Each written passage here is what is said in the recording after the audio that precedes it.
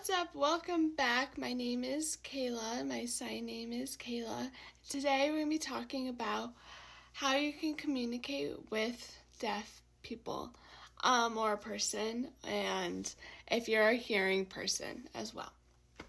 So first, if you do know a little bit of sign language and you want to talk to a deaf person, you are always welcome to say, "Are you deaf? Do you understand or know sign language?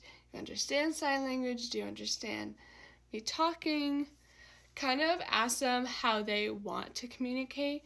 Not all deaf people understand sign language. Definitely not all deaf people understand reading lips or talking. You can always use your phone and say, "Are you deaf? How do you want to communicate?"